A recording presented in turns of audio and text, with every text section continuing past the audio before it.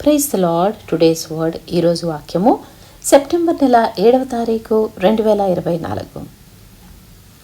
అపోస్తుల కార్యములు 16వ అధ్యాయము 24 మరియు 25 వచనాలు. అతడు అట్టి ఆజ్ఞను పొంది వారిని లోపలి చెరసాలలోనికి త్రోసి వారి కాళ్లకు బొండవేసి బిగించెను. అయితే మధ్యరాత్రి వేళ పౌలును శీలయు దేవునికి ప్రార్థించుచు కీర్తనలు పాడుచూ నుండిరి. ఖైదీలు వినుచుండిరి. క్రీస్తునందు ప్రేమైన సహోదర సహోదరిలారా, కొంతమంది దేవుని రాజ్య సువార్త కోసం ఎంత కష్టాలు పడినా కూడా ఆగిపోరు. కష్టాలు పడే కొద్దీ ఇంకా ముందుకు సాగిపోతూనే ఉంటారు, సేవ చేస్తూనే ఉంటారు. ఇక్కడ చూసినట్లయితే పౌలు శీల చెరసాలలో వేయబడినా కూడా ఏమాత్రం భయపడలేదు. ఇంకా పైగా దేవుణ్ణి స్తుతిస్తున్నారు, కీర్తనలు పాడుతున్నారు. దానివల్ల అనేకులు రక్షణ పొంది ఉన్నారు. ప్రియులారా, అట్లాంటిగానే మనం మరొక వ్యక్తిని ఈరోజు చూద్దాం. ఆయన పేరే జాన్ బన్యన్ గారు.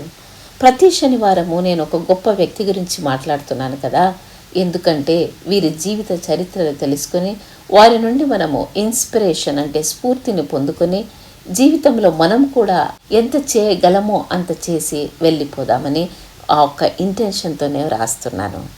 ఈరోజు మనము జాన్ బన్యన్ గారి గురించి మాట్లాడుకుందాం. దానికి ముందుగా ప్రతి శనివారం నేను అడిగే ప్రశ్న ఈరోజు కూడా అడుగుతున్నాను. వీరందరూ వారి జీవిత కాలంలో వారు చేయవలసింది చేసి వెళ్ళిపోయారు కదా, ఇప్పుడు మన పరిస్థితి ఏంటి? మనం ఎంత మటుకు పని చేస్తున్నాం? ఓకే, మనం ఈరోజు జాన్ బన్యన్ గారి గురించి మాట్లాడుకుందాం. ఈయన చాలా గొప్ప సేవ చేసిన ఒక మహానుభావుడు. ఆగస్టు 30వ తేదీన చర్చ్ ఆఫ్ ఇంగ్లాండ్లో లెసర్ ఫెస్టివల్లో జాన్ బన్యన్ను జ్ఞాపకం చేసుకుంటారు. యాంగ్లికన్ చర్చ్ ఆఫ్ ఆస్ట్రేలియా వంటి కొన్ని ఇతర యాంగ్లికన్ కమ్యూనియన్ చర్చ్లు ఆయన మరణించిన రోజున అంటే ఆగస్టు 31వ తేదీన ఆయనను గౌరవిస్తారు. జాన్ బన్యన్ గారు 1628లో జన్మించారు.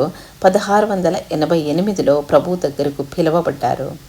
ఈయన ఒక ఆంగ్ల రచయిత మరియు ప్యూరిటన్ బోధకుడు. అతను క్రిస్టియన్ ఆలిగోరీ ద పిల్గ్రిమ్స్ ప్రోగ్రెస్ రచయితగా ఉత్తమంగా గుర్తుంచుకోబడ్డాడు. ఇది ప్రభావవంతమైన సాహిత్య నమూనాగా కూడా మారింది. ద పిల్గ్రిమ్స్ ప్రోగ్రెస్తో పాటు బన్యన్ దాదాపు 60 శీర్షికలను వ్రాశాడు. వాటిలో చాలా ఉపన్యాసాలుగా విస్తరించాయి. అతను స్వార్థ ప్రచారాన్ని వదులుకోవడానికి నిరాకరించినందున బన్యన్ను అరెస్ట్ చేసి 12 ఏళ్లు జైలులో ఉంచారు. ఈ సమయంలో అతను grace abounding to the chief of sinners అనే ఆధ్యాత్మిక ఆత్మకథను రాశాడు. ఇంకా అతని అత్యంత ప్రసిద్ధ పుస్తకం ది పిల్గ్రిమ్స్ ప్రోగ్రెస్పై పనిచేయడం ప్రారంభించాడు. చూడండి, జైలులో ఉన్నప్పుడు నేను ఎందుకు జైల్లో ఉన్నానా, ఎప్పుడు బయటికి వస్తానా అని దిగులు పడకుండా ఆ సమయాన్ని సద్వినియోగం చేసుకొని అద్భుతమైన పుస్తకాలు రచించి మరి ఈ లోకానికి అందించారు. ఇప్పటి వరకు చాలా ప్రాచుర్యంలో ఉన్న పుస్తకం అది. ఎంత గొప్ప ధన్యత కదా! తన్న స్థితిలో తాను బాధపడకుండా ఆ స్థితిలో కూడా నేను ఏం చేయగలనా అని ఆలోచించిన ఆయన యొక్క హృదయం నిజంగా గొప్పది. అదేవిధంగా మనం వాళ్ళని చూసి స్ఫూర్తి పొందుకోవాలి. బన్యన్ యొక్క తర్వాతి సంవత్సరాలు సాపేక్ష సౌలభ్యంతో గడిపారు మరియు అతను ప్రముఖ రచయిత మరియు బోధకుడుగా కొనసాగాడు. ఇంకా బెడ్ఫోర్డ్ సమావేశానికి పాస్టర్గా ఉన్నాడు. అతను లండన్ ప్రయాణంలో అనారోగ్యంతో 59 సంవత్సరాల వయసులో మరణించాడు.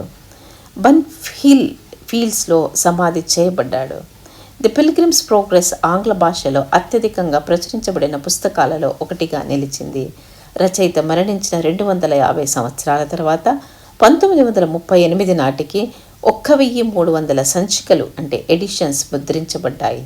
ఈ వ్యక్తులందరూ తమ జీవితకాలంలో తమ వంతు కృషి చేశారు. ఇప్పుడు మన సంగతి ఏంటి? అదే ప్రశ్న నేను మళ్ళీ అడుగుతున్నాను. మన ప్రతిభను క్రీస్తు రాజ్యం కోసం ఉపయోగిస్తున్నామా?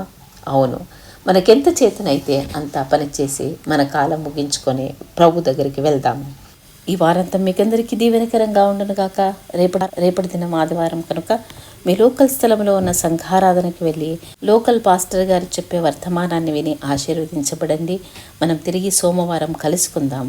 దేవుడు మిమ్మల్ని దీవించునుగాక.